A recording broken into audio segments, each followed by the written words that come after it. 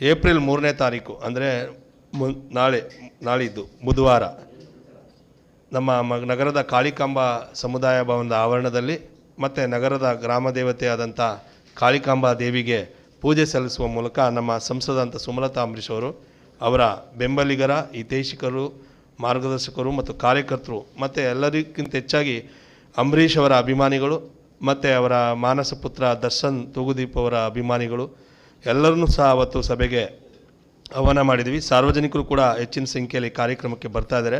ಅವತ್ತಿನ ಒಂದು ಬೃಹತ್ ಸಭೆಯ ಉದ್ದೇಶ ನಿಮಗೆಲ್ಲ ಈಗಾಗಲೇ ಗೊತ್ತಾಗಿದೆ. ಸುಮಲತಾ ಅಂಬರೀಷ್ ಅವರು ತಮ್ಮ ಮುಂದಿನ ನಡೆಯ ಬಗ್ಗೆ ತಮ್ಮ ನಿರ್ಣಯವನ್ನು ಘೋಷಣೆ ಮಾಡಲಿದ್ದಾರೆ.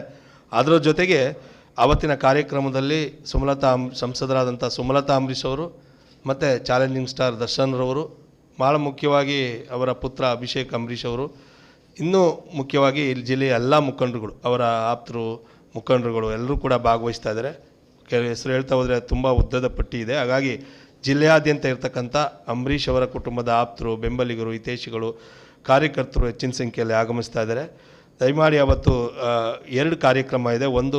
ಒಂದು ಸಭೆಗೆ ತಾಯಿ ಕಾಳಿಕಾ ಮಾತೆಗೆ ಪೂಜೆ ಸಲ್ಲಿಸುವ ಮೂಲಕ ನಮ್ಮ ಸಂಸದರು ಚಾಲನೆ ನೀಡ್ತಾರೆ.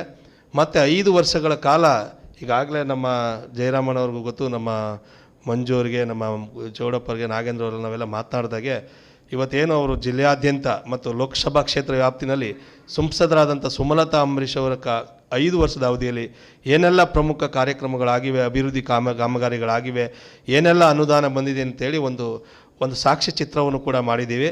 ಸಾಕ್ಷ್ಯ ಚಿತ್ರ ಜೊತೆಗೆ ಅಭಿವೃದ್ಧಿ ಏನು ಅವರ ಕಾಮಗಾರಿಗಳಾಗಿದೆಯಾ ಅದನ್ನೆಲ್ಲ ಕೂಡ ಪಟ್ಟಿಯನ್ನು ಕೂಡ ಟೋಟಲಿ ಅದನ್ನು ಆ ಸಾಕ್ಷ್ಯ ಚಿತ್ರವನ್ನಾಗಲಿ ಆ ಪಟ್ಟಿಯನ್ನಾಗಲಿ ನಮ್ಮ ದರ್ಶನ್ ರವರು, ತೂಗುದೀಪ್ ಚಾಲೆಂಜಿಂಗ್ ಸ್ಟಾರ್ ದರ್ಶನ್ ರವರು ಅವತ್ತು ಜಿಲ್ಲೆಯ ಜನರ ಮುಂದೆ ಬಿಡುಗಡೆ ಮಾಡಲಿದ್ದಾರೆ.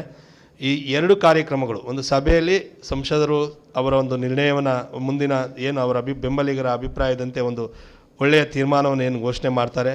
ಈಗಲೂ ಕೂಡ ನಾವು ಅವರ 100% ಅವರು ಸ್ಪರ್ಧೆ ಮಾಡ್ತಾರೆ ಅಂತಕ್ಕಂಥ ನಿರೀಕ್ಷೆಯಲ್ಲೇ ನಾವೆಲ್ಲ ಕೂಡ ಎಲ್ಲ ಸಿದ್ಧತೆಯನ್ನು ಮಾಡ್ಕೊಂಡಿದ್ದೀವಿ. ಹಾಗಾಗಿ ಅವರು ಅದಕ್ಕೆ ಪೂರಕವಾದ ತೀರ್ಮಾನ ತೆಗೆದುಕೊಳ್ತಾರೆ ಅನ್ನುವ ಆತ್ಮವಿಶ್ವಾಸದಿಂದ ಅವರು ಅವತ್ತಿನ ಸಭೆಗೆ ಹೆಚ್ಚಿನ ಸಂಖ್ಯೆಯಲ್ಲಿ, ನೀವು ಆಗಲೇ ನೋಡಿರ್ಬೋದು, ಮೊನ್ನೆ ಬೆಂಗಳೂರಿನಲ್ಲಿ ನಡೆದಂಥ ಬೆಂಬಲಿಗರ ಸಭೆಯನ್ನು ನೋಡಿರ್ಬೋದು. ಅದಕ್ಕಿಂತ ಹೆಚ್ಚಿನ ಸಂಖ್ಯೆಯಲ್ಲಿ ಮಂಡ್ಯದಲ್ಲಿ ಮತ್ತಷ್ಟು ಬೆಂಬಲಿಗರು, ಯಾಕೆಂದರೆ ಎಲ್ಲರಿಗೂ ಬೆಂಗಳೂರಿಗೆ ಹೋಗಲಿಕ್ಕೆ ಅವಕಾಶ ಕಾರಣಾಂತರದಿಂದ ಅವಕಾಶ ಆಗಿರಲಿಕ್ಕಿಲ್ಲ. ಆದರೂ ಮಂಡ್ಯದಲ್ಲೇ ಅವರು ಸುಮಲತಾ ಅಂಬರೀಷ್ ಅವರು ರಾಜಕಾರಣ ಇರಲಿ ಇನ್ನೊಂದಿರಲಿ ಎಲ್ಲ ನಂದು ಮಂಡ್ಯದಲ್ಲೇ ಅಂತ ಹೇಳಿರೋದ್ರಿಂದ ಮಂಡ್ಯದಲ್ಲೇ ಅವರ ತೀರ್ಮಾನವನ್ನು ಕೂಡ ಪ್ರಕಟ ಮಾಡ್ತಾರಿಂದ ಮತ್ತಷ್ಟು ಬೆಂಬಲಿಗರು ಅವತ್ತು ಬರ್ತಾರೆ. ಅವರೆಲ್ಲ ಅಭಿಪ್ರಾಯವನ್ನು ಆಲಿಸಿ ಒಳ್ಳೆಯ ನಿರ್ಧಾರವನ್ನು ಅವತ್ತು ಘೋಷಣೆ ಮಾಡ್ತಾರೆ.